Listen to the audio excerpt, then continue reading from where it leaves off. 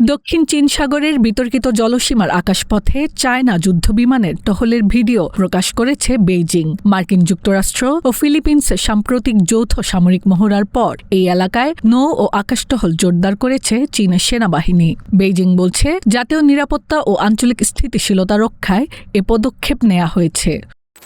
দক্ষিণ সিরিয়ার কুনিট্রা অঞ্চলে তল্লাশি ও অস্থায়ী চেকপোস্ট স্থাপন করেছে ইসরায়েলি বাহিনী। সিরীয় গণমাধ্যম বলছে, একাধিক গ্রামে অভিযান চালাচ্ছে আইডিএফ। স্থানীয়দের বসতবাড়িতে জোরপূর্বক তল্লাশি চালায় নেতানিয়াহু বাহিনী। মানবাধিকার সংস্থাগুলো বলছে, 2024 সালের শেষ দিক থেকে দক্ষিণ সিরিয়ায় ইসরায়েলি সামরিক তৎপরতা অনেক বেড়েছে।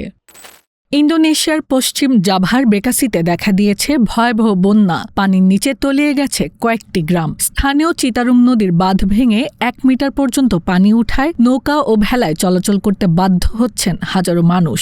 এখন পর্যন্ত 15,000-এরও বেশি মানুষ ঘরছাড়া। আগামী দিনগুলোতে আরও ভারী বৃষ্টির সতর্কতা জারি করেছে কর্তৃপক্ষ।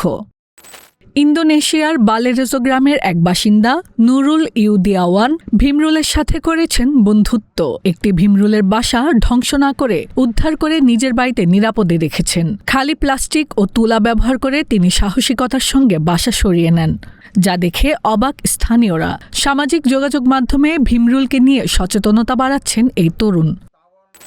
ভারতের রাজস্থানের থর মরুভূমিতে শুরু হয়েছে ঐতিহ্যবাহী জয়সলমের মরু উৎসব, যেখানে ভিড় করেছেন শত শত দর্শক। উৎসবে দেখা যাচ্ছে ঐতিহ্যবাহী লোকনৃত্য, সাজানো উটের শোভাযাত্রা এবং ভারতীয় বিমান বাহিনীর বিশেষ কসরত, যা মুগ্ধ করেছে দর্শকদের। এটি রাজস্থানের সংস্কৃতি ও ঐতিহ্যের অন্যতম বড় উদযাপন।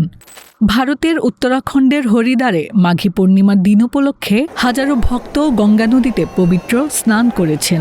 ভক্তরা হারকি পাউরি ঘাটে ভোরে এসে দান ও পূজা করেছেন, যা আধ্যাত্মিক মুক্তি এবং পাপ শোধনের বিশ্বাসের সঙ্গে যুক্ত। উৎসবটি মাসব্যাপী মাঘ স্নানের সমাপ্তি চিহ্নিত করে এবং দেবতাদের পৃথিবীতে আগমনের দিন হিসেবে বিবেচিত।